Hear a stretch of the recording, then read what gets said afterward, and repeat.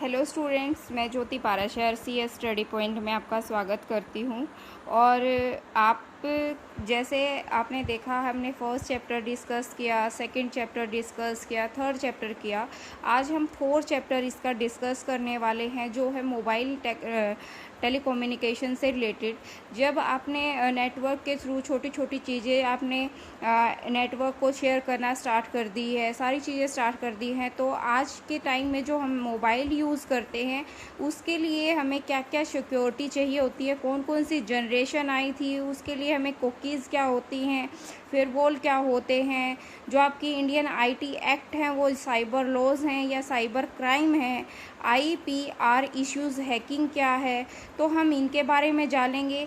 वैसे तो जब आपके हमने फर्स्ट चैप्टर आपका डिस्कस किया था या सेकंड किया था, उसमें छोटी छोटी चीज़ें आई थी। WW क्या होता है, वो कब इंट्रोड्यूस हुआ था, और आपके हाइपर टेक्स्ट क्या होते हैं, हाइपर टेक्स्ट मार्केबल लैंग्वेज क्या है, XML क्या है। ठीक है बच्चों, आई होप सो आपको वैसे भी सब कुछ समझ आ रहा होगा। अगर नहीं आता है तो आप कमेंट सेक्शन में मुझे लिख के बता सकते हो कि मैम ये चीज़ हमें समझ नहीं आई, आप दोबारा से करा दीजिए। ठीक है बच्चों, अगर नहीं आता है तो मैं उसे दोबारा से एक्सप्लेन करने की कोशिश करूँगी, जिससे आपको और अच्छे से समझ आ जाए। अब आगे चलते हैं हम बच्चों।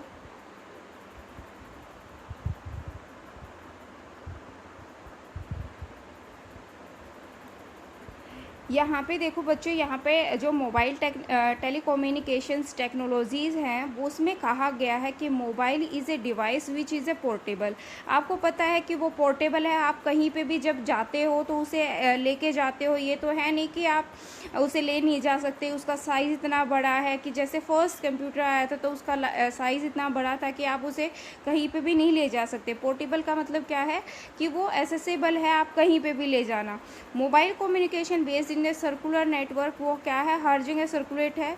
Circular network is nothing but radio network. Radio network भी ऐसा ही है, आप कहीं पे भी इंफॉर्मेशन क्या करते हो, लेते हो, उसी के अकॉर्डिंग। जैसे आप फ़ोन में भी अपना रेडियो यूज़ करते हो, रेडियो नेटवर्क के थ्रू है कि आप हर एरिया, जोग्राफिकल एरिया के अकॉर्डिंग उसको एक्सेस करते हो। In this network, land is divided into area called and cells, and every cell in the network has transmitter and the receivers known as the cell and site and base and station.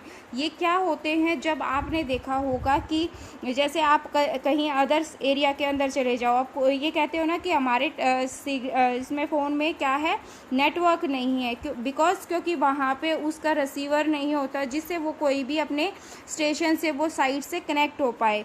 Next कहता है each cell is a network use in different frequency from the transmission of signals when they join together, and these cells provide radio and coverage over a large geographical area. आपको पता है यहाँ पे किसकी बात की है, जोग्राफिकल एरिया की। वो क्या करता है, वो जो रेंज होती है जो आपके टावर्स की, वो जोग्राफिकल एरिया कवर करती है। The network of cell enable the mobile device to communicate even if they are moving from one cell to another by based on station। वो क्या करती है, जब बाय बेस और स्टेशन से वो कनेक्ट होती रहती है आपकी। आप जाते हो, जहाँ जाते हो, जिस कंपनी का अगर टावर मिलता है तो क्या कर लेते हो, आप एक्सेस कर लेते हो उसके सिग्नल्स को। जो नेक्स्ट पैराग्राफ जो मैंने हाईलाइट किया है बच्चों, उसमें कहा गया है द फर्स्ट सिस्टम जो ऑफरिंग मोबाइल जो telephone service were the introduce हुई थी, वो कब हुई थी, 1940 में। कब की गई थी, जब मोबाइल टेक्नोलॉजी 1940 में गई थी in the USA, and in the earlier 1950 in Europe. This single cell system were the serially and the contained by the reacted mobility. Low capacity होती थी, लिमिटेड सर्विस होती थी, और पुअर स्विच क्वालिटी। जैसे हम क्या बोलते हैं, जब बोलते हैं ना तो वो अच्छी फ्रीक्वेंसी जो डाटा होती थी सुनने की या बोलने की, तो वो फ्रीक्वेंसी क्या थी, पुअर स्पीच थी, क्वालिटी अच्छी नहीं थी। ठीक है बच्चों, अब आगे हम अपने टॉपिक के ऊपर बात करते हैं। यहाँ देखो बच्चों, लास्ट लाइन जो मैंने अंडरलाइन की है, the use of semiconductor technology and micro processor made mobile system similar and lighter and the micro and the sophisticated. क्या होता था, जब क्या किया, जब हमारे फ़ोनों में सेमीकंडक्टर या टेक्नोलॉजी आने लगी या माइक्रो प्रोसेसर जब ऐड होने लगे, तो क्या हो गया, उस जब फ़ोन में जब फर्स्ट टाइम आए थे वो क्या होते थे, स्मॉलर होते थे, लाइटर होते थे और सोफिस्टिकेटेड होते थे कुछ पर्टिकुलर टास्क करने के लिए। ठीक है, उसमें ऐसे फीचर्स नहीं होते थे। आज जो मोबाइल यूज़ करते हो वो क्या करते हो, उसमें आप GUI ग्राफिकल यूज़र इंटरफेस भी कर लेते हो, अदर फंक्शन भी परफॉर्म कर लेते हो। ठीक है, हम बात करते हैं फर्स्ट जनरेशन मोबाइल की। अब आपको एक सिंबल दिख रहा होगा जिसमें आपका नोकिया का फ़ोन बना हुआ है। आपके सबके घरों में वो फैसिलिटी थी कि आप जो नोकिया का फ़ोन जब आया था मार्केट में सब ने लिया था। ये बस उसकी जो बॉडी स्ट्रक्चर था वो बहुत अच्छी क्वालिटी का था क्योंकि वो लॉन्ग लास्टिंग चलने के लिए था।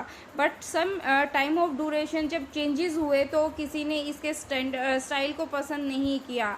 यू नो कि some peoples are there thinking in about कि the not as a good quality phone की long lasting time is the spend for with, but some peoples are there जे features is good and the time limited is shortly. You know, first mobile जब system was introduce in last 1970, जब last 1970 में आया था जो first mobile था, मतलब जब तक तो हम भी पैदा नहीं हुए थे बच्चों। ठीक है, अब क्या हुआ, earlier in the 1980 the first mobile system was based in the analogue signal circular. जो टेक्नोलॉजी आई थी, एनालॉग का मतलब मैंने पहले भी बताया है आपको कि जो वेव की फॉर्म होती है, क्या होती है, जो वेव की फॉर्म होती है बच्चों, यहाँ पे आप क्या करते हो, यहाँ पे जो मैंने आपको बताया कि जब वेव की फॉर्म हो गई तो वेव क्या करता है आपका, जैसे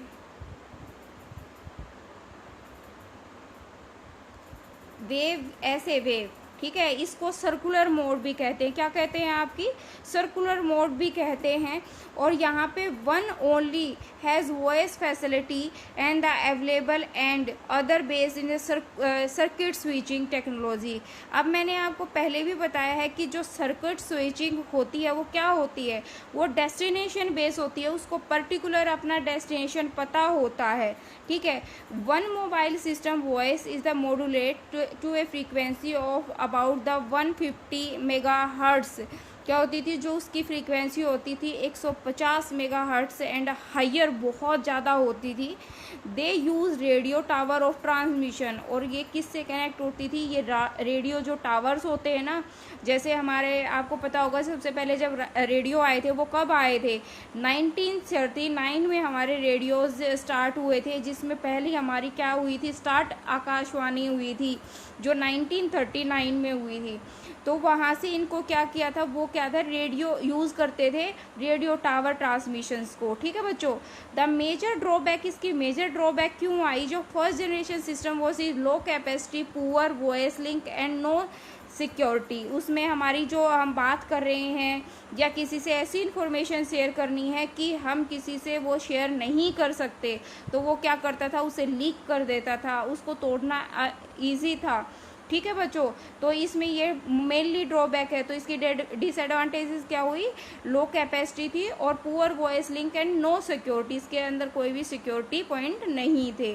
ठीक है बच्चों, अब आगे बात करते हैं FDMA। अब बच्चों सबसे बड़ी बात से आपसे कभी भी फुल फॉर्म भी पूछ ली जाती है, FDMA frequency division multiple access. अब फ्रीक्वेंसी डिवीज़न का मतलब जो आपकी फ्रीक्वेंसी है, डिवीज़न एरिया वाइज मल्टीपल बहुत सारे एसेस कर सकते हैं। इसकी बात समझ में आई है, क्या कहता है, frequency division multiple access in this each user utilise a portions of frequency and bandwidth available each user its own a frequency domain। यहाँ पे FDMA में क्या होता है कि जो फ्रीक्वेंसी डोमेन होता था वो क्या होता था, बैंडविथ के थ्रू आप क्या करते थे, उसको एसेस कर पाते थे। नेक्स्ट आता है आपका CDMA। CDMA का फुल फॉर्म क्या है, कोड डिवीज़न मल्टीपल एसेस। यहाँ पे आपको क्या होता था, एक कोड प्रोवाइड कर दिया जाता था। आप देखते होंगे जो बच्चे यूनिवर्सिटी हैं या किसी के स्कूल कैंपस में कोई भी वाईफाई फैसिलिटी है, तो वो आपको क्या देते हैं, आपके पास एक कोड देते हैं कि आप तभी एक्सेस कर पाओगे उसके वाईफाई को जब आपके पास क्या होगा, एक ऑथोराइज पर्सन आपकी मेल होगी या आपके पास कोड प्रोवाइड होगा। In each user to locate an unique code sequence. जैसे आपके फ़ोन में एक आपको पास चिप होती है और आपका फ़ोन नंबर क्या है, एक यूनिक कोड सीक्वेंस है। जैसे आपका आधार कार्ड हो गया, वोटिंग कार्ड हो गया, रजिस्ट्रेशन नंबर हो गया, तो वो क्या है, यूनिक कोड है। वैसे ही इसमें भी आपकी एक यूनिक होती थी। ऑन द सेंडर एंड, किसके पास, सेंडर के पास, the data and signals in encode using the given unique code. उसको इनकोड किया जाता था, जैसे उसको दूसरी भाषा में कन्वर्ट करना यूनिक कोड की तरफ से। द रिसीवर डिकोड, जो रिसीवर के बच्चे आप देखना, एक तो इनक्रिप्शन हो गया। इनक्रिप्शन का मतलब होता है एनकोड करना, डिक्रिप्शन का मतलब होता है डिकोड करना। ये बात आपको समझ में आई क्या होता है। अब यहाँ पे आप देखो, जैसे ये चीज़ है यहाँ पे, इसका मतलब होता है डिक्रिप्ट करना। ये जो इनकोड है, इनकोड का मतलब होता है इनक्रिप्ट करना, ठीक है। इनक्रिप्ट मतलब आप दूसरी भाषा में उसको क्या कर रहे हो, ट्रांसलेट कर रहे हो, और रिसीवर जब के एंड पे पहुंच जाता है तो वो अपनी उस भाषा को, कोडिंग भाषा को इनक्रिप्ट कर लेता है वाया उसके सिंबल से एक्सचेंज, जो वो पहले ही उनकी भाषा। आपने कभी मूवीज़ में देखा होगा कि आप किसी से मिलने जाते हो तो ये कह देता है ना कि आप इस नाम को आप बोलना, तो वो सामने वाला समझ जाएगा कि आप मेरे बंदे हो। तो वैसे ही यहाँ पे बात की गई है। इतनी बात आपको समझ में आई। तो यहाँ पे क्या है, ये यूनिक कोड क्या करता है, आपको एक फैसिलिटी देता है और ओरिजिनल डाटा रिकवर हो जाता है। अब TDM में क्या करता है, आपके पास TDM में क्या करता है, टाइम डिवीज़न मल्टीपल एसेस। अब टाइम डिवीज़न मल्टीपल एसेस क्या है, टाइम के अकॉर्डिंग उसको डिवाइड करना। User to allow to transmit only within a specified time interval. ठीक, क्या करता है, जो स्पेसिफाइड टाइम इंटरवल है ना, वो आपको प्रोवाइड करता है। स्पेसिफिक टाइम है वो आपको प्रोवाइड करता है different user transmission different time slot के अकॉर्डिंग। ठीक है, आपको मैं एक एग्जांपल देती हूँ। आप कभी भी किसी फ़ोन में हॉटस्पॉट ऑन करके देखना बच्चों। ठीक है, जब आप हॉटस्पॉट ऑन करते हो ना, तो क्या होगा, उसके बाद आपके कुछ टाइम के बाद आपका हॉटस्पॉट अपने आप ही बंद हो जाएगा। जब अपने फ़ोन को आप डिसकनेक्ट कर देते हो, उससे कोई भी अदर फ़ोन अगर कनेक्ट नहीं होता, एक लिमिटेड टाइम डिवीज़न होता है, टाइम के अकॉर्डिंग उसका आप डाटा को एक्सेस कर रहे हो या कोई भी बंदा नहीं आता, तो वो अपने आप ही उसको कट ऑफ कर देता है। ठीक है, इतनी बात आपको समझ में आई होगी। अब हम आगे चलते हैं। अब 2G मोबाइल सिस्टम की बात की गई है। अब सेकेंड जनरेशन आई है, वो कब आई थी, और 99 में। ठीक है, 1990 में आई थी, और डिजिटल सिग्नल्स भी थे ट्रांसमिशन वॉइस के अकॉर्डिंग। अगर आपको मैंने पहले भी बताया है कि जो आपके डिजिटल सिग्नल्स होते हैं वो क्या होते हैं, 0 और 1 की फॉर्म में काम करते हैं। किसकी फॉर्म में काम करते हैं, 0 और 1 की फॉर्म में। ये जब ऊपर की तरफ जाता है ये हाई होता है, और नीचे आता है ये लो होता है। ये हाई और ये लो। आप देखते भी होंगे, जैसे आपकी हार्ट बीट काउंट होती है मेडिकल सेक्टर में, तो हम डिजिटल सिग्नल्स का यूज़ करते हैं, और जो भी हमारे किसी डिवाइस के थ्रू हमारी वॉइस कन्वर्ट होके जा रही है, तो वो क्या होती है, डिजिटल्स के थ्रू कन्वर्ट होके जाती है। इतनी बात आपको समझ में आई। ठीक है, चलो आगे चलते हैं। अब यहाँ पे क्या हुआ, जब 2G आ गया था हमारे सिस्टम्स, मोबाइल सिस्टम में, इस प्रोवाइड द पेजिंग। यहाँ पे पेजिंग सिस्टम भी स्टार्ट हो गए थे, इन द SMS स्टार्ट हो गए थे, वॉइस मेल स्टार्ट हो गई थी, एंड फैक्स सर्विस। अब पहले क्या था, जब हमारे नॉर्मली फ़ोन आए थे तो हमारे के पास ये फैसिलिटी नहीं थी। जब यहाँ पे ये चीज़ें आपके पास देने लगे ना, कि आप क्या कर सकते हो कि ये चीज़ों से आप क्या करते हो, सर्विस जो फैक्स होते हैं, आपको एक जब नंबर मिलता था उसी से आप फैक्स भी करते थे, एसएमएस भी कर सकते थे, हर चीज़ को आप वहाँ पे सिक्योर कर सकते थे। वहाँ पे नंबर ऑफ जो आपके रिसोर्स होते थे वो कनेक्ट शेयर करते थे। यहाँ पे both voice and data and conversation is the directly digitally encrypted. वो क्या होता था, डायरेक्टली इनक्रिप्टेड होता था, उसे डिक्रिप्ट करने की कोई ज़रूरत नहीं होती थी। यहाँ पे हम अपना डाटा सेंड करते थे। इतनी बात आपको समझ में आई बच्चों?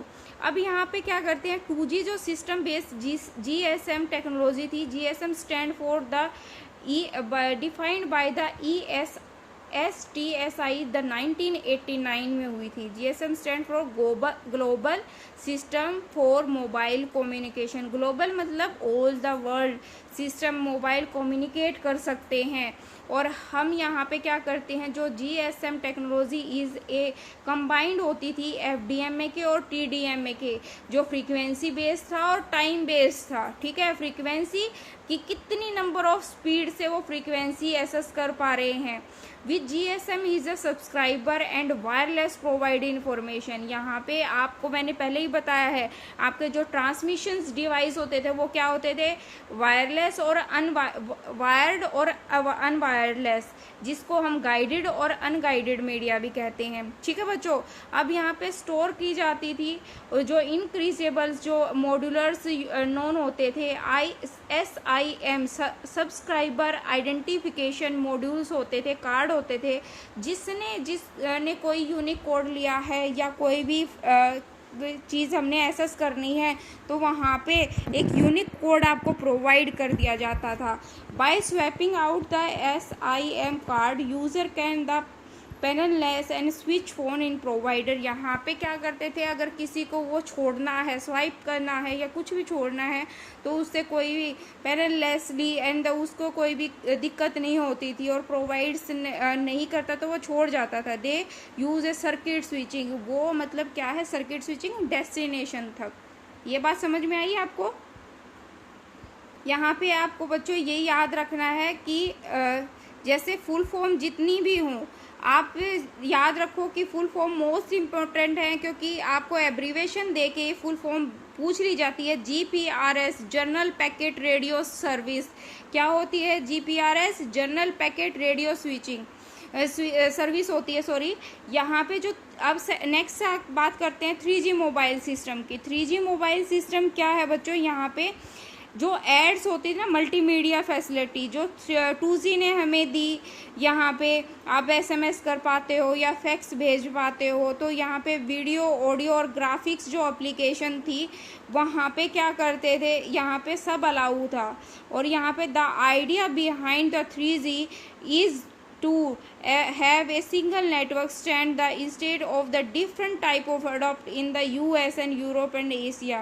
यहाँ पे जो 3G था उसको डिफरेंट टाइप्स ने अडॉप्ट किया था, USA के एरियाज़ में, यूरोप लोगों ने और एशिया ने।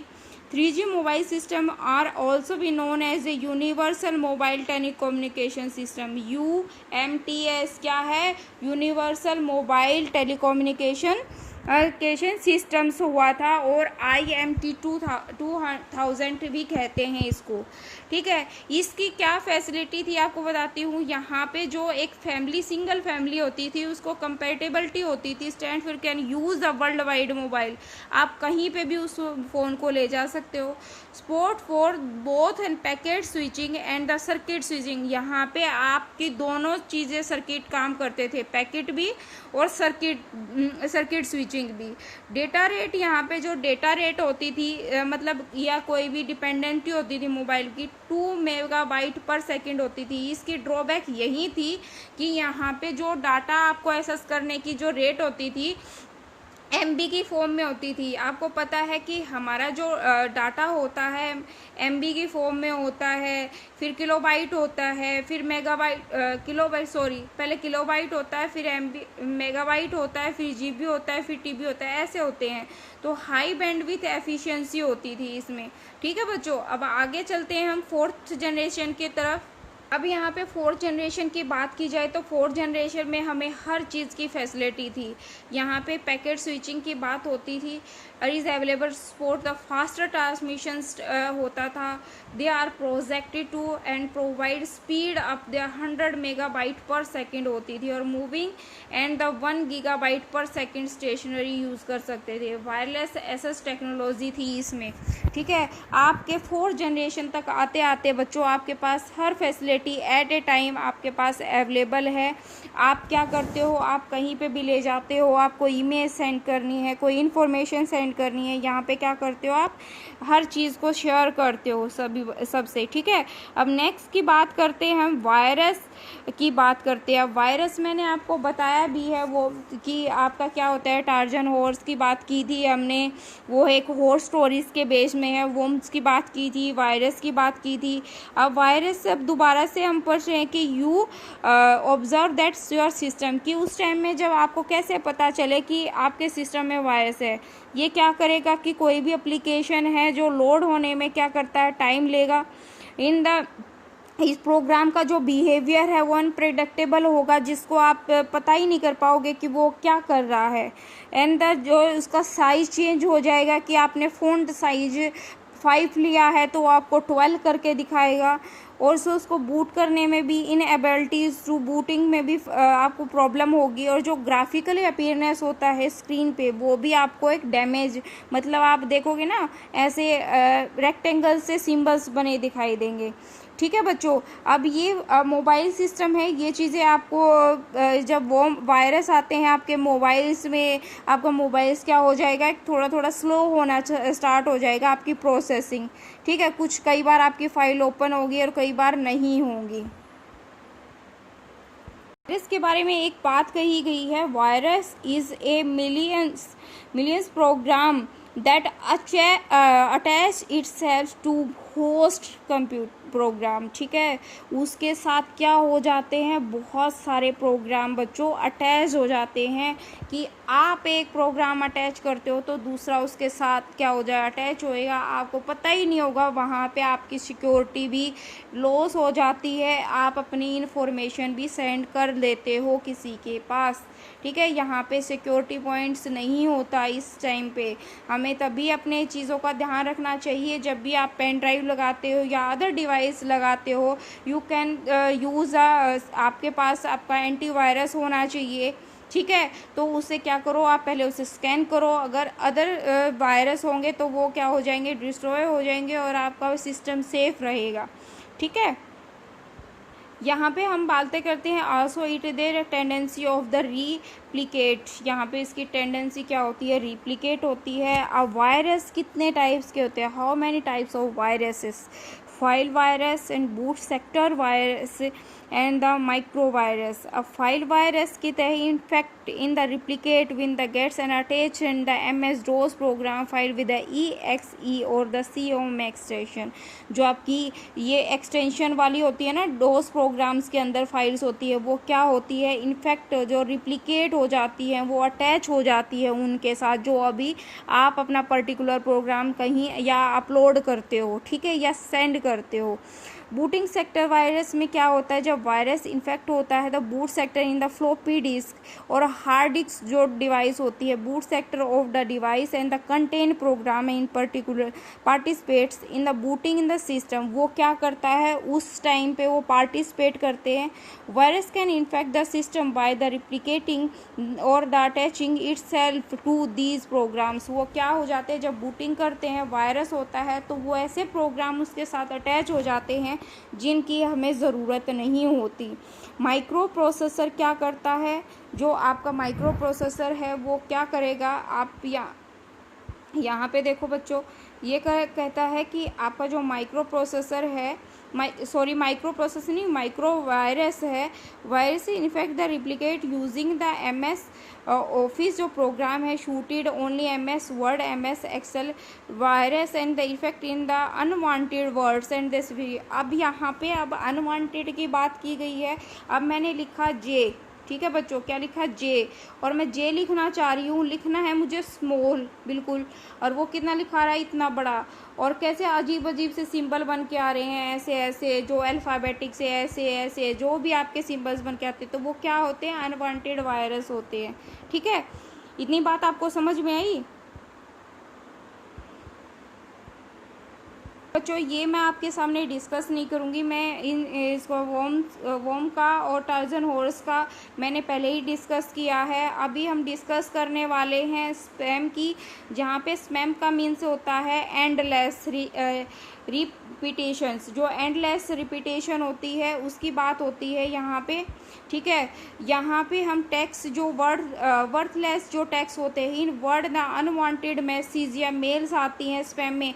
आप कई बार देखना कि जिनकी हमें ज़रूरत नहीं होती अनवांटेड स्पैम में मिलती हैं, बट कई बार ऐसा भी होता है स्पैम में ऐसी भी मेल चली जाती हैं जिनका आपका यूज़ होता है और आपको पता नहीं होता, और जब आप उनको देखते हो तो आपको पता चलता है।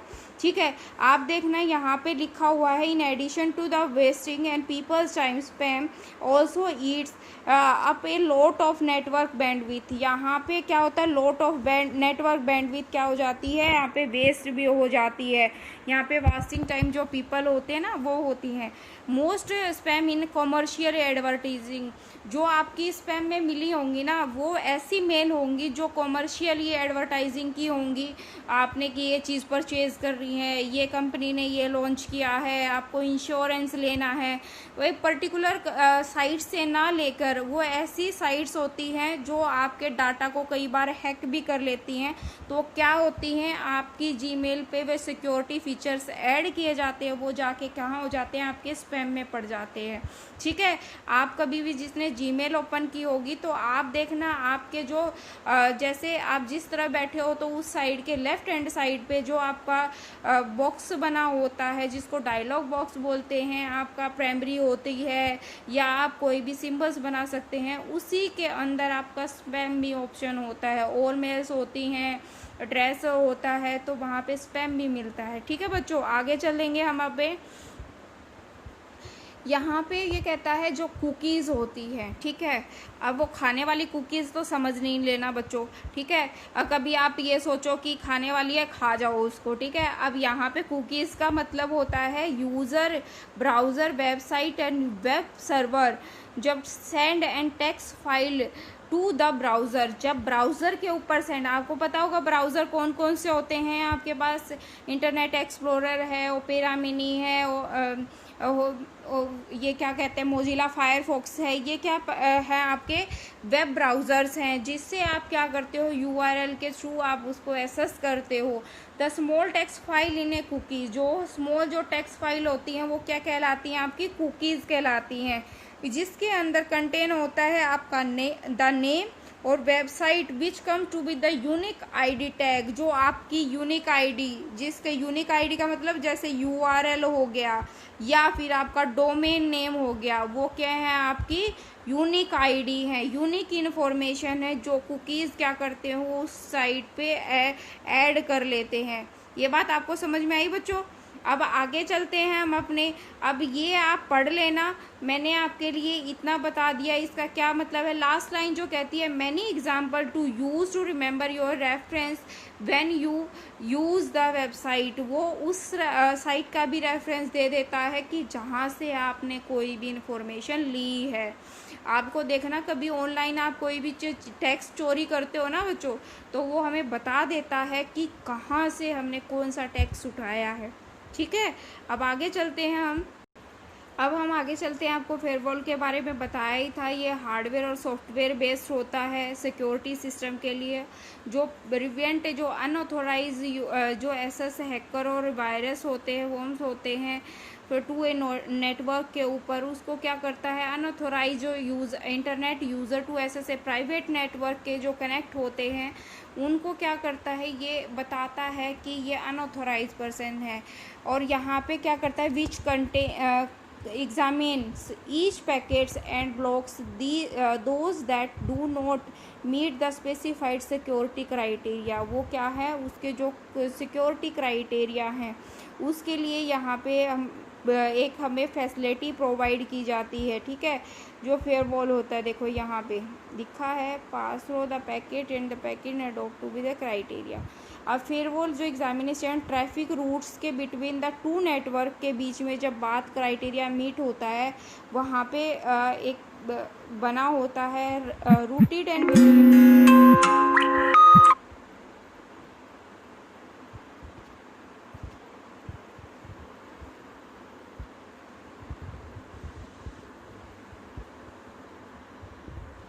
यहाँ पे आप देखो बच्चों कि यहाँ पे क्या होता है कि जो आपका firewall way be may allow the traffic through the unless it's meets and contain criteria और it's may any deny all the traffics. क्या करता है ये? डिनाई कर देता है। क्या कर देता है?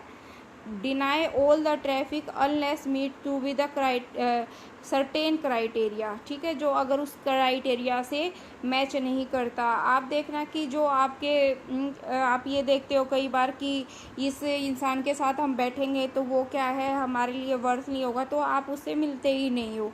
तो यही बात यहाँ पे कही गई है। अब नेक्स्ट चलते हैं हम अपने टॉपिक पे। टॉपिक जो है वो क्या है? साइबर क्राइम है। Cyber crime is defined as a crime that which computer to internet use to be the illegal and way to be the harm the user.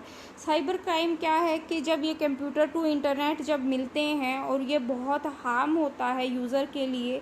यहाँ पे जो आपकी इन्फॉर्मेशन है या बिजनेस जो ट्रेंड्स हैं, सेक्टर हैं, इंटरनेट जो एक्सप्लोरेटिविटी है, मिलियंस ऑफ पर्पस जो होते हैं, तो यहाँ पे क्या होते हैं ये अंगेज जो प्रॉपर्टी दो गवर्नमेंट्स के लिए गवर्नमेंट्स क्या करती है यहाँ पे आपके लिए कुछ लॉ प्रोवाइड करती है। List of cyber crime included क्या होता है यहाँ पे जो साइबर स्टेकिंग एंड डेफर्मेशंस होती है, प्रोनोग्राफी होती है, लीगलिसी डाउनलोड्स होते हैं या प्लेगरिज्म होता है। यहाँ पे जो आप कोई भी ऐसे डाउनलोड करते हो जो आपके लिए नहीं है, तो वहाँ पे एक आपको देखा भी होगा किसी साइट पे आपकी वहाँ पे बैन होता है। प्लेगरिज्म का मतलब है कि आप कहीं से कुछ चीज़ें उठा रहे हो तो वो आपके लिए वर्थ नहीं है, तो वो प्लेगरिज्म के रूप में आपको साइट पे दिखाएगा कि आपने ये कंटेंट वहाँ से उठाया है, ठीक है। सॉफ्टवेयर प्रीवेसी होती है, काउंटर फ्रीकेटिंग होती है, कॉपीराइट वेरिएशन होता है जो सॉफ्टवेयर का होता है कि आपने यहाँ से लिया, ब्लैक मार्केटिंग होती है सेल्स की, हार्डवेयर की। यहाँ पे आप देखना अभी जो लॉकडाउन के सिचुएशन में जो चीन से हमारे जो आर्ग्यूमेंट हो रहे हैं, तो सरकार ने ये सबको बोला है, जितनी ऑनलाइन कंपनियां हैं तो उन्होंने बोला है कि जब भी आप कोई भी मार्केट में सॉफ्टवेयर लो या कोई भी प्रोडक्ट आता है उस पे जो अगर चीन से परचेज़ किया हुआ है तो आप लिखो कि ये चाइनीज़ है।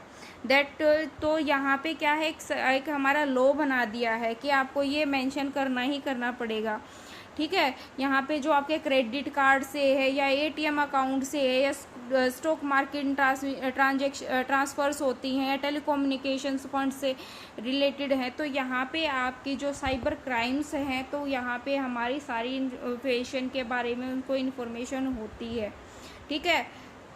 बात करते हैं आपके साइबर लॉज के बारे में। अब साइबर लॉ है क्या? Attempt to with the interrogate or the challenges and presented by the human activity on the internet with the legal system of law applicable to the physically world। यहाँ पे क्या है? physically world।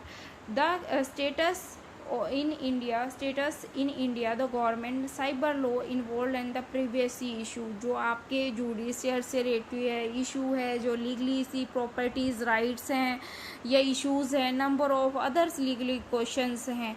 यहाँ पे क्या है, आप जो आईटी में आप देखना कि जो आपकी इन्फॉर्मेशन है कि बोला है कि बैंक में जाओगे तो आपको आपके अकाउंट के साथ आपका आधार लिंक होना चाहिए, ये इन्फॉर्मेशन लिंक होनी चाहिए। तो यहाँ पे क्या है, कहीं ना कहीं आपका एक सिक्योरिटी पॉइंट फेस करना पड़ता है और हमें ये डर रहता है कि हमारा अगर ये पॉइंट अगर लीक हो गया तो ये प्रॉब्लम हो सकती है। इसमें हमने क्या किया, जो इन्फॉर्मेशन टेक्नोलॉजी एक्ट आया था कि हमारी ये इन्फॉर्मेशन उस बंदे तक जाएगी या नहीं जाएगी, वो कब आया था? 2000 में। जो ITA 2000 was the enacted by the parliament of India, उसने क्या किया था, पार्लियामेंट ऑफ इंडिया ने प्रोटेक्ट किया था the e commerce, e governance, e banking is as well the penalties and the punishment in the field of cyber crime. अगर आपकी वजह से किसी की कोई इन्फॉर्मेशन या डाटा चोरी हो जाता है तो गवर्नमेंट ने उनको पनिशमेंट के लिए कौन से एक्ट में दिया था, 2000 जो एक्ट आया था साइबर क्राइम्स का। The above act is the further amendment in the form of the ID amendment act 2008 में। उसका क्या हुआ था, फर्दर उसका जब अमेंडमेंट हुआ था, कब हुआ था, 2008 में हुआ था IT में। इतनी बात आपको समझ में आई। लास्ट लाइन में क्या कहता है, जो IT act word and computer system has been the widely defined and the interpreted to, यहाँ पे क्या था फिर, many mean any electronic device with the data processing capability performing computer function logically arithmetic, जहाँ पे हम जो भी इंफॉर्मेशन जहाँ पे परफॉर्म करते थे, आपको पता है जो हमारे कंपोनेंट होते हैं, या आप इनपुट की बात कर लो या आउटपुट की बात कर लो, वहाँ पे हम हर सिक्योरिटी पॉइंट को सब मेजर किया जाता था। यहाँ पे अब दिया हुआ है next, some of the cyber officers and the under the IT act. यहाँ पे जो IT एक्ट की बात की गई है तो वो कहते हैं इस जो IT एक्ट है तो यहाँ पे कंप्यूटर जो सोर्स डॉक्यूमेंट्स होते थे सेक्शन 65 के अंदर रखे गए थे कि वहाँ ये डॉक्यूमेंट्स जो सोर्स होते थे वहाँ पे कि आपने क्या क्या सोर्स यूज़ किए। हैकिंग के जो सेक्शन था, वो हैकिंग का जो भी आपके डाटा को हैक कर रहा है वो कौन से सेक्शन के अंदर आया था, 66 में। जब पब्लिशिंग ऑफ इंफॉर्मेशन, अगर आपने कोई भी इंफॉर्मेशन पब्लिश की है इलेक्ट्रॉनिक फॉर्म से, वो किस किस में था, 67 से। आपको पता चला कि डॉक्यूमेंट्स को जो कंप्यूटर सोर्स जो डॉक्यूमेंट्स थे उसको अगर शेयर करते हो वो उसके किसके एक्ट में था, सेक्शन 65 में आया था। हैकिंग 66 में आया था। और जो आपकी पब्लिशिंग से जो ऑप्शंस इलेक्ट्रॉनिक से रिलेटेड थे वो किस में आया था, 67 से आया था। इतनी बात आई आपको समझ में बच्चों। अब क्या होते हैं IPR इश्यूज, क्या है, इंटेलेक्चुअली प्रॉपर्टी राइट्स। जो हमारे क्या होते थे, यहाँ पे हमारी जो प्रॉपर्टी राइट्स होते थे individually over the innovation of their bones, they usually gives the creator and the exclusive rights over the use of her and the certain for a certain period of time। यहाँ पे हम कोई भी बात होती थी वो एक certain टाइम के लिए होती थी, ड्यूरेशंस होता था उसका, ठीक है। अब यहाँ पे पेटेंट हो गए। पेटेंट क्या करते हैं, आप यहाँ पे अभी डेफिनेशन आप खुद कर लीजिएगा बच्चों। अब मैं इसके ज़्यादा हो जाएगा फिर आपका काम आप नहीं कर पाओगे। यहाँ पे आपको क्या होता था, the product and should be a new, product क्या होना चाहिए, न्यू होना चाहिए। Capable of being made of use and the some kind of industry, वो एक इंडस्ट्री के लिए कैपेबल होना चाहिए। It would not a sufficient for the mathematically discovery, वो एक मैथमेटिकली डिस्कवरी भी नहीं होना चाहिए। It should not be a the dramatic and the use musically dramatic in the artistic work. ये आपको समझ आ ही रहा होगा। अब नेक्स्ट क्या कहता है कि जो ट्रेडमार्क होते हैं, trademark is defined as the name, different sign and the device and identify product to the service. की आप जो ट्रेडमार्क करते हो कि साइन से या लोगो से हमें समझ आ जाए कि जो आप क्या कर रहे हो, ये काम कर रहे हो, वो किससे रिलेटेड है, ठीक है। आप देखना हर कंपनी का एक लोगो होगा, ट्रेडमार्क होगा, जिससे आप ब्रांड नेम भी कहते हो। ऑफिशियली आप शूज़ लेके आते हो, वुडलैंड का शूज़ लेके आए, बाटा का लेके आए, जैसे आप कोई भी कपड़ा परचेज करते हो, एक कंपनी का लोगो होता है। कॉपीराइट का यहाँ पे मतलब है बच्चों, जो आप कोई भी डॉक्यूमेंट्स होते हैं रिटर्न कराते हैं, legally action to be taken in copyright in the violated is the following in the category is known as the. आप कभी भी किसी बुक से या किसी चीज़ से लीगली तौर पे आप कोई भी कंटेंट नहीं उठा सकते। यू नो दैट कि आप कभी भी अगर कोई रिसर्च वर्क कर रहे हो या आप किसी बुक में कर रहे हो तो कोई भी आप कंटेंट नहीं उठा सकते। यहाँ पे अब हैकिंग की बात की गई है।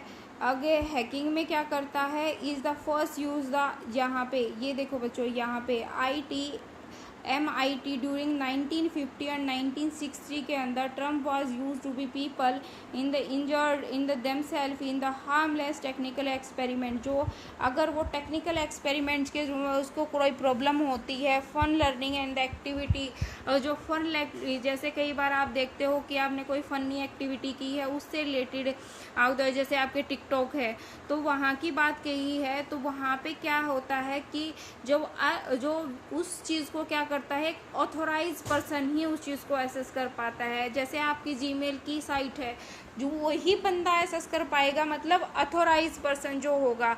अगर किसी वजह से वो हैक हो जाती है तो वो क्या होते हैं, वो 1950 जो हमारा क्या हुआ था, हैकिंग टर्म्स आई थी, वो 1950 से लेके 1960 के टर्म में आई थी, और उसके बाद ही हमारे क्या हुए थे, इश्यूज आए थे जो 2000 के अंदर आए थे, और 2008 के अंदर उसका अमेंडमेंट हुआ था। ठीक है। अनदर टर्म लास्ट पैराग्राफ में commonly use to hacking is a cracking.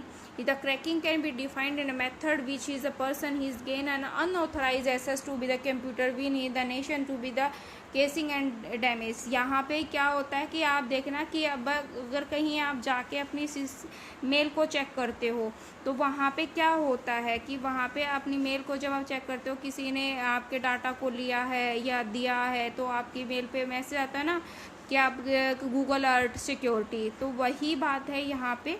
ठीक है।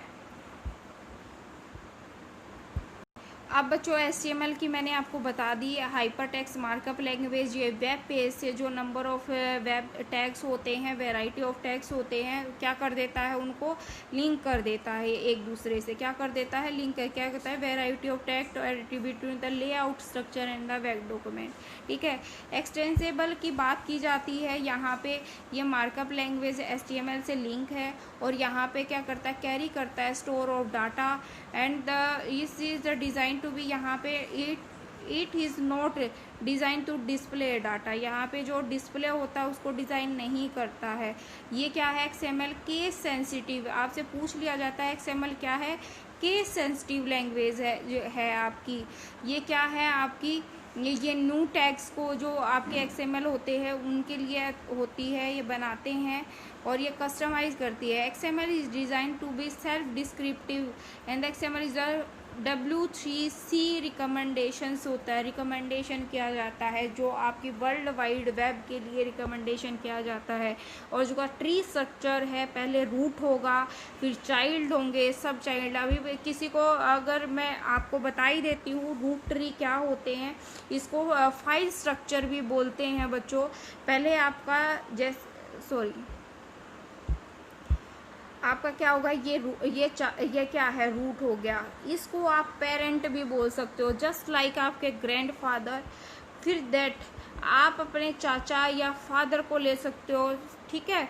फिर यहाँ पे आपके सब रूट, फिर आपके चाइल्ड भी हो सकते हैं, इसको सब चाइल्ड भी कहते हैं। ये एक ट्री की फॉर्म में काम करता है, पहले रूट हुआ, फिर जैसे आपके लीव्स हुए। जैसे आप एक ट्री के वर्क फॉर्म में काम करते हो, वैसे ही आपका XML काम करता है कि रूट से हर चीज़ एक दूसरे से कनेक्ट होती है। इतनी बात आपको समझ में आई बच्चों। अब आगे चलते हैं। अब वर्ल्ड वाइड वेब के बारे में मैं पहले ही बता सकती हूँ। टिम बर्नर्स ने इसको क्या किया था, मार्केट में लेके आए थे उसको। यहाँ पे किसने लॉन्च किया था, टिम बर्नर्स-ली ने किया था। और WW को क्या कहते हैं, वर्ल्ड वाइड वेब कहते हैं, इसको 3CW भी कहते हैं। ये यूज़ करता है HTTP को। इससे क्या होता है, जो आपके ट्रांसफ़र प्रोटोकॉल इन्फॉर्मेशन होती है वो मेकिंग करते हैं, हाइपर टेक्स्ट के थ्रू क्या करता है, जंप करता है। वेब पेज क्या होते हैं, आपसे मैं पहले भी बता चुकी हूँ कि जो इलेक्ट्रॉनिक डॉक्यूमेंट्स डिज़ाइन किए जाते हैं जिससे आप ग्राफिकली क्या करते हो, टेक्सचुअल और ग्राफिकली, जो ऑल्सो कंटेन द ऑडियो और फाइल्स, वीडियो फाइल जो ट्रैवलिंग होती है वेब पेज पे, और आप वहाँ अनदर वेब पेज पे पॉसिबली हाइपरलिंक के थ्रू पहुँच जाते हो। ठीक है। मैंने याहू का एग्जाम्पल भी दिया है, अगर आपको वो समझ नहीं आए तो मैं डिस्क्रिप्शन बॉक्स में आपके लिए लिंक अवेलेबल करा के रखूँगी, वहाँ पे जाके आप उसे पढ़ सकते हो कि वेब पेज क्या होता है। ठीक है। आगे चलते हैं।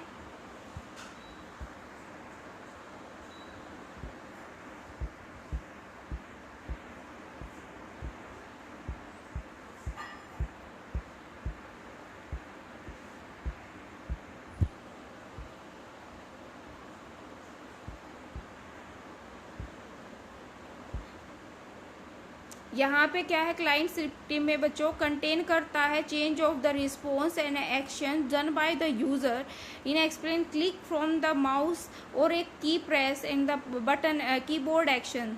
ठीक है, यहाँ पे जब आप जैसे ये क्या है, यूज़र है और ये हमारा क्या है, सर्वर है, तो जो भी एक्टिविटी परफॉर्म होगी यहाँ पे किस पे होगी, क्लाइंट साइड पे होगी। ठीक है, ये बात आपको समझ में आई।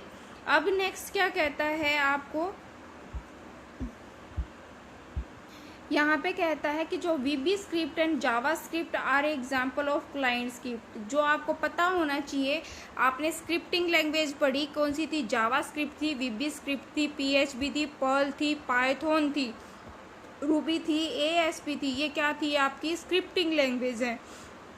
तो आपको क्लाइंट सर्वर की जो लैंग्वेज होती है वो कौन सी होती है, वीबी, जावा स्क्रिप्ट, ये क्लाइंट सर्वर स्क्रिप्टिंग लैंग्वेज है।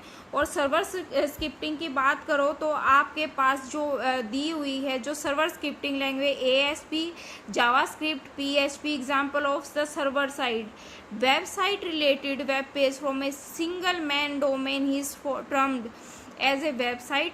ए website has a multiple web page provide information as a particular entity. ठीक है, आपको मल्टीपल पेज की इंफॉर्मेशन मिल जाती है। आपको वेब ब्राउज़र का पता है, ये नेगेटिव आपको पता है, नेविगेट जो आपके वेब पेज होते हैं, नेविगेट करता है, आपको डायरेक्शन बताता है, इंटरप्ट करता है जो आपकी कोडिंग लैंग्वेज होती हैं। ठीक है, और ये क्या होता है, work client and server model होता है। सबसे बड़ी बात है, इंटरनेट क्या होता है, आपका क्लाइंट सर्वर मॉडल होता है। यहाँ पे क्लाइंट क्या रिक्वेस्ट भेजता है इन्फॉर्मेशन किस पे, वेब पेज के अंदर। ठीक है, आपके 2 टाइप्स के ब्राउज़र होते हैं, टेक्स्ट बेस्ड ब्राउज़र होते हैं, ज्योग्राफिकल ब्राउज़र होते हैं। इतनी बात आपको समझ में आई। मैं आपको बता चुकी हूँ यूआरएल क्या होता है, यूनिफॉर्म रिसोर्स लोकेटर होता है। ठीक है, यहाँ पे आप क्या करते हो, आप ये देखो, you are from the text stringing type of identify network resource the file that an plain web page and text document and graphically download file, जिससे आप क्या करते हो, डाउनलोड करते हो, वेब पेज को खोल के टेक्स्ट डॉक्यूमेंट करते हो, ग्राफिक्स करते हो। अब URL text string contain of 3 parts, network protocol मैंने आपको बताया, होस्ट नेम एड्रेस और फाइल सोर्स लोकेशन। ठीक है, यूआरएल की वही मैंने आपको बताया था, ये पाथ दे रखा है, आपको बता रखा है कि मैंने यूआरएल क्या होता है और यूआरएल डोमेन नेम क्या होता है। ठीक है, अब आगे चलते हैं। हमने सेकंड पार्ट में बात की थी नेटवर्क प्रोटोकॉल क्या होते हैं, कि ये किस तरह वर्क करते हैं। ठीक है, अब क्या है, ये हमारी क्या है, डोमेन नेम है, कि हम पर्टिकुलर किसकी बात कर रहे हैं, साइट की बात कर रहे हैं। जब इसके आगे HTTP ये लग जाता है तो क्या बन जाता है, URL बन जाता है। Host name are some time called domain name, क्या है, होस्ट जो नेम होता है इस काल के डोमेन नेम भी कह देते हैं। ठीक है, अब यहाँ पे आपसे बात की गई है कि IP एड्रेस क्या होते हैं। मैंने बताया था IP एड्रेस को 32 बिट्स होती हैं, उसको आप 4 डेसिमल्स के पॉइंट्स पे वहाँ पे 8-8 का पेयर बनता है ग्रुप का, और आप उसको क्या करते हो, उस पर पॉइंट डेसिमल ऐड करते हो। जैसे मैंने क्या किया, इसके 4 पार्टीशन है ना, 192, 200 और 1, मतलब 192 क्या है। अब आपको देखो यहाँ पे क्या है आपका 0, 2, 3, 4, 5, 6। जब आप ये करोगे ना तो ये क्या होता है, आप यहाँ पे लिखोगे, ये 0 काउंट होगा, ये 2, ये 1 काउंट होगा, सॉरी, ये 2, ये 4, ये इसका डबल चलता है। क्या चलता है, डबल चलता है आपका। ये क्या चलता है, 8, 16। जब तक आपके 8 बिट होती है ना, जब तक 8 बिट में, मतलब आपका 92 आना चाहिए 8 बिट में। जब 1 बिट क्या होती है, आपकी बिट होती है कम्बिनेशन ऑफ 8 बिट, क्या कहलाता है, बाइट कहलाता है। ठीक है, ये बात आपको समझ में आई। आगे चलते हैं। URL रिसोर्स लोकेशन, आपको यहाँ पे फाइल रिसोर्स लोकेशन की बात की गई है, स्क्रिप्टिंग कंटेंट पाथ की बात की गई है, वन स्पेसिफिक नेटवर्क होना चाहिए, होस्ट सर्वर होना चाहिए, ये बताया गया है। यहाँ पे एग्जाम्पल स्कूल सिलेबस या क्या कहती है आपको पेज की और इंक्लूडिंग आपके पास 2 सब डायरेक्टरीज होती हैं, फाइल्स नेम होती है जो उसकी प्रॉपर लोकेशन देता है।